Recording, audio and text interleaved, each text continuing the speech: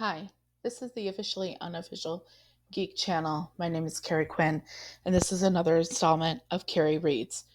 Today, we're going to be talking about Bright Young Women, published by Mary Sue Ricci Books and written by Jessica Knoll.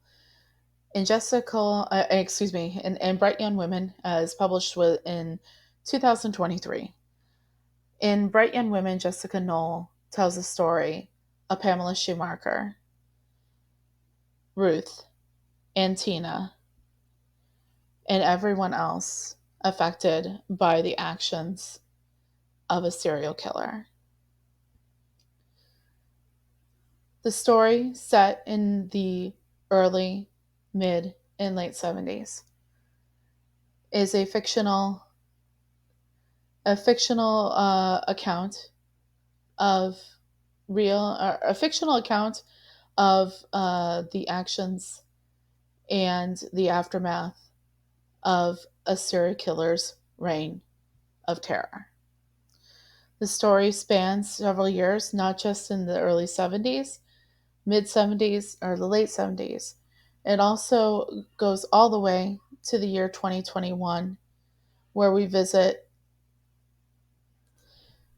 Pamela Shoemaker still, and Tina Cannon still dealing with the aftermath of what they experienced and what it had done to their loved ones. The book, though not taken from actual events, is heavily inspired by the reign of terror by a actual serial killer from the 1970s. And I'm only going to say his name once in this entire video. The book takes its inspiration from the serial killer torment of one Ted Bundy. Though actually not named in this book, his reign of terror and the victims and the survivors are the main inspiration for this fictional book. I'm only going to say his name once, as I mentioned, but after my review is over, I hope if you're able to be here, if you're able to work through it, I will take a moment to name each of that real serial killer's victims. Because their names, you should say them, you should know them. They should be as well known as that killer's name. Their names deserve to be said anytime his name is mentioned. But the truth to the matter is that they aren't. Most people don't even know their names. Most people know maybe one or two of their names, but nobody knows, not a lot of people at least, know all 30 women that were terrorized and fell victim to that horrible, horrible man. All these women were bright, young women with futures ahead of them that didn't get to see those futures unfold. Or if they did survive, their futures are forever stamped by the actions of that man. And that's pretty much what Bright Young Women seems to be about. Like I said, it's a fictional account of a serial killer's torment through several states during the 1970s, and the women that are victims, either by proxy or in actuality, of his actions. It follows mostly as our protagonist, our first person point of view, Pamela Schumacher, who is the president of her sorority at Florida State University. She tells the story of the night that she found two of her sisters, including her best friend Denise, murdered in their own home, in their sorority house, and two women that were just attacked but survived. She tells of the aftermath, working with investigators, being questioned, investigating on her own terms when it didn't feel like the police were listening to her. With the help of a woman, Tina Cannon, another main character in this book, who is also dealing with the fact that she had not seen justice prevail in the disappearance of her partner, Ruth. The third point of view that you read is the point of view from the past of Ruth. Not just of the moment when it happened to her, but of the life she had leading up to it and everything that she had anticipated and had to look forward to in her future that was cut short by this horrible person. The overwhelming idea of the story is if we jump back and forth between, let's get into the nitty gritty about my review right now. So when it comes right down to it, despite the difficult subject matter, I did very much enjoy reading this book. I do have a lot of interest in regards to stories like this. They're interesting to me.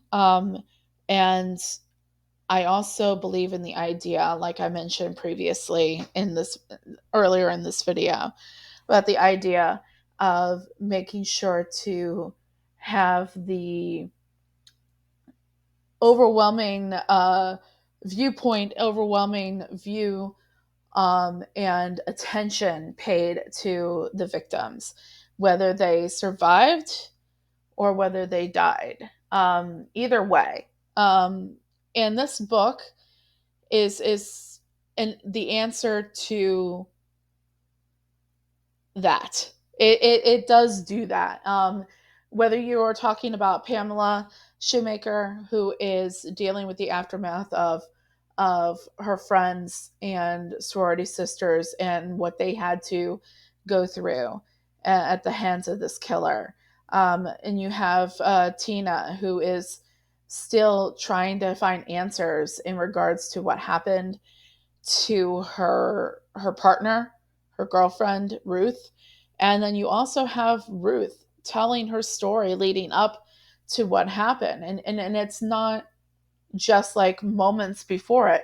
What the book sets out to do is to show that these women didn't become victims because they were doing something wrong. They didn't become victims because they were at the wrong place at the wrong time. They didn't become victims because of, anything that people really talk about nowadays. There's a moment in the book where Pamela, as the sorority president, is trying to appeal to um, a bureaucratic body to get funds to help pay to fix things at the sorority that are related to the murders. And she is told, because they have a they have what they believe is their main suspect, but they're completely wrong, right? She's told that because the main suspect had a relationship with, which is the wrong person. She's told because the person has a relationship with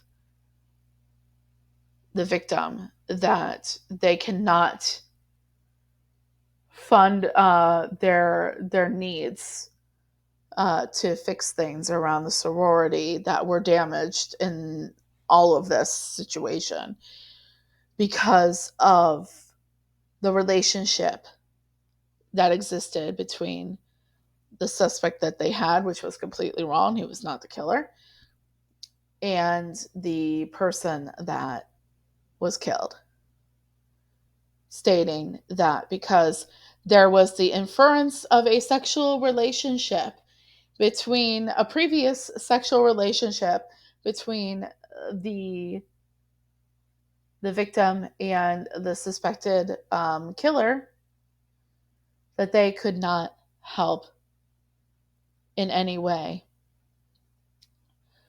Basically, it's the whole idea, insinuating that the whole idea of, well, maybe she shouldn't have been where she was. Maybe she shouldn't have had that kind of relationship with that man. Placing blame on the victim. And the story does what the story does really well is turning a mirror on that. Turning a mirror on placing blame on the victim and not entirely on the shoulders of the actual killer. It goes into what these women feel, in particular Pamela and Tina, about how the case is taken care of and how people view the killer um, in the media after he is found and he goes on trial. It deals afterwards with them still looking for answers, even after he's long gone and killed.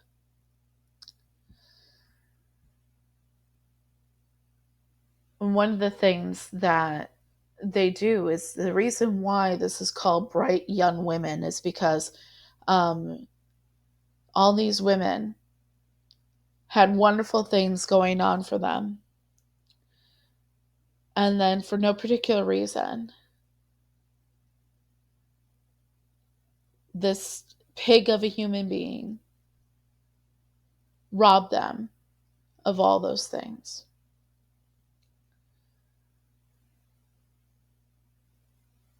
And Pamela and Tina and everyone left behind to not only pick up the pieces, but also find inspiration to live their lives in honor of those people that are no longer with them.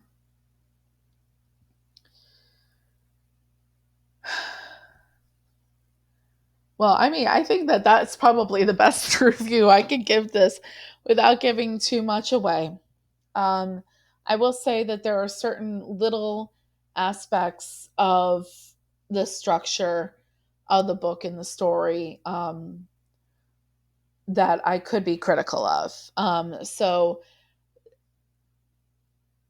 something in the beginning of the book that kind of struck me as something that I wasn't quite grasping was the fact that Pamela seems very stoic and not necessarily stoic, but seems rigid and unaffected.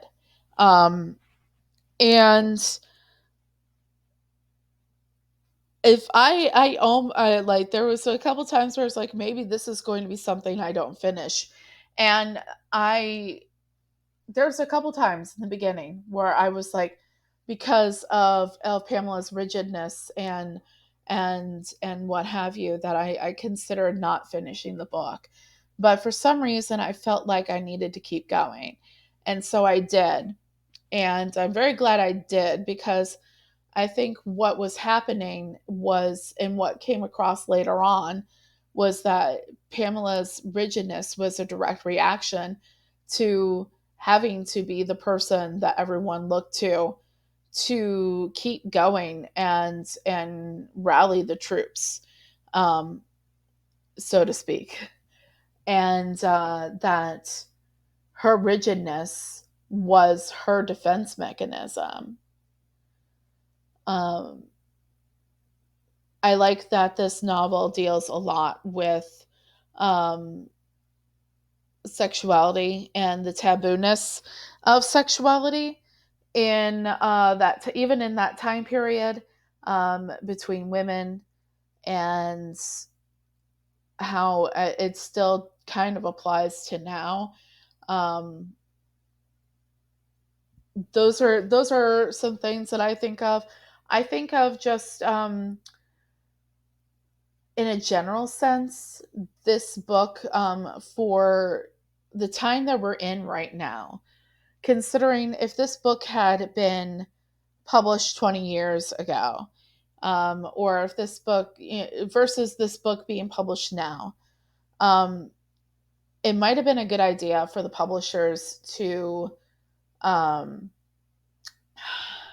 how do I put this, to place a content warning, because there's some very sensitive material here, like a content warning, like what I placed at the beginning of this video. It doesn't hurt anyone. It only helps people when you do something like that. Um, I think that we place too much a we've placed too much of a cringe factor in some aspects of society in regards to content warnings, and I think, um, I don't understand that. I understand that you know I don't understand why people are so turned off by the idea of having a content warning. Because, like I said, it does not hurt; it only helps people. Um, and why should we not care about people? You know, let's actually try to care about people and how they're feeling, um, every once in a while. That might be a good idea, not only in regards to what we do here on social media, what we read, what have you, but just in how we act towards one another.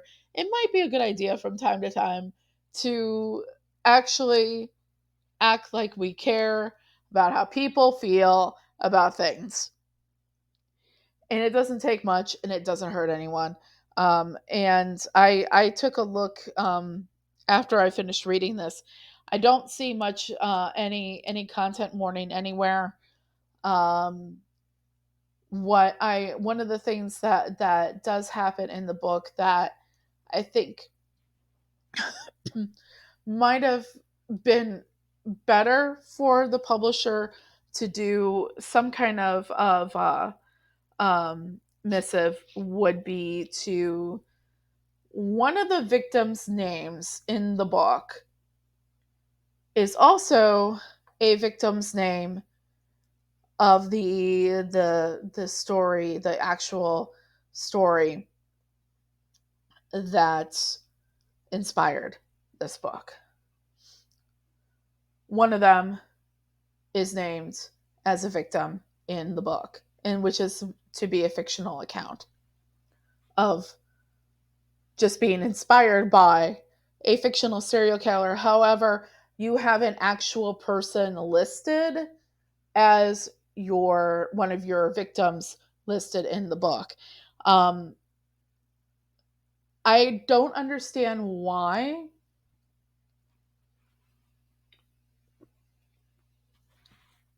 this person is listed as an actual name. Um, at time of recording, I think, I'm gonna say that I might look into that. Like maybe there's a reason for Jessica Knoll to go ahead and use this person's actual name in the book. There's not a lot of information, but they do get brought up a number of times in the book. So if there is an actual reason, that's all well and good. I don't like the fact that if there's an actual reason, it is not printed as a note inside the book. Um, that does annoy me a little bit. Um, the fact that we have a book that is obviously, that aside, we have a book that's obviously based on this. It makes note that it's based off of this real story, of this real serial killer. Um, Personal preference, I would have listed the names of the actual victims to um, give them the notice that they deserve in society. Because, like I said earlier, not a lot of people really know the names of these victims, but they sure as shit know his name. So, um, those things aside, the book is really good. If I had to give it a rating, 1 to 5 stars, I'm going to start doing that a little bit more. 1 to 5 stars. We'll go 1 to 5 stars. What am I reading this? I'm going to rate this a 4 out of 5 stars, um, possibly a 4.5, depending on what I can find out about that story. Like, why was that actual name used as opposed to any others, and why was there no trigger warning at the beginning of the book? Those are things that, to be fair, I think that maybe those things um warrant at least a little bit of a reduction in score. um but there's some very beautiful moments of reflection through grief throughout this entire book, that I think, despite those couple things, make the book very worth it. Make the book very worth reading if you have the wherewithal to deal with reading about that sort of stuff. Um, Obviously, self-care is paramount. Um, Take care of yourself and everything like that. Um, so yeah, that's pretty much it. That's the review. In today's society, we as women and minorities and the LGBTQ community, me being a straight ally of the LGBTQ community and being a woman, um, we still cannot live without fear of things like this. So I urge you all to remember everything.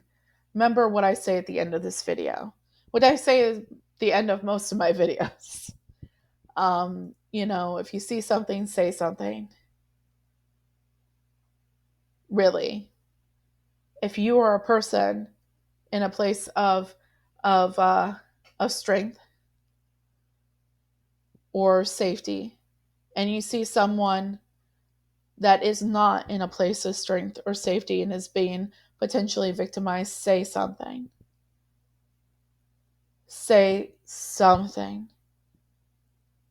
Do something. Even if it's to, you know, just make a phone call. Say, hey, you doing okay?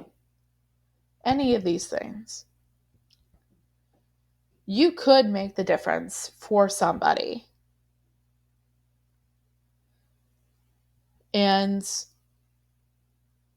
I guess with that, I want to do what I mentioned I would do earlier in this episode. There are 30 women, at least 30 women, that can claim that they were the victims of the real serial killer that was the inspiration for this book. Their names should be said. Their lives should be remembered. They deserve to be remembered. These were all bright, young women that could have been on the precipice of wonderful, wonderful things. Bright women like Karen Sparks, known as Joni Lentz, Linda Ann Healy, Donna Gail Manson, Susan Elaine Raincourt,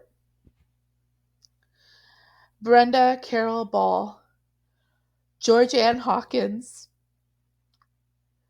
Janice Ann Ott, Denise Marie Nosland, Roberta Kathleen Parks, Nancy Wilcox, Melissa Ann Smith, Laura Aim, Deborah Kent, Carol DeRange, Susan Curtis,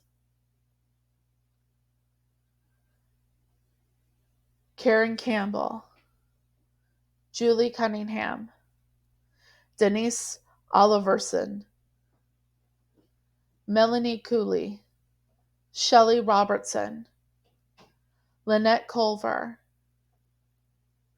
Margaret Bowman, Lisa Levy, Kimberly Leach,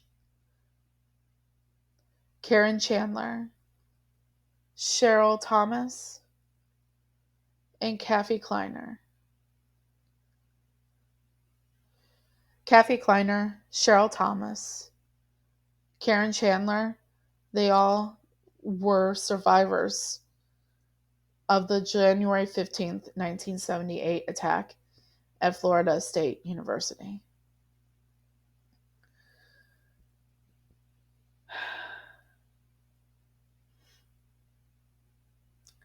Carol DeRange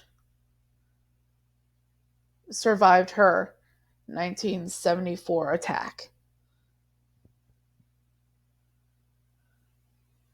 And Karen Sparks, known as Joni Lentz, survived her January 4th, 1974 attack.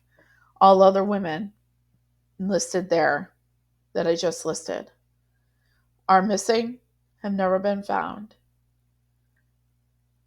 or were murdered. These are the names of his known victims and survivors. At least 30 women,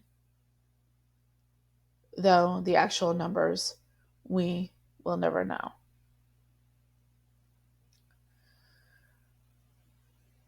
Please remember them. Please remember that they were bright young women, torn down before their time. And until next time, keep your eyes and ears open. If you see something, say something. And remember, the complacent never make a difference. So don't be complacent. Don't be complacent. Until next time, I'll be seeing you. Bye.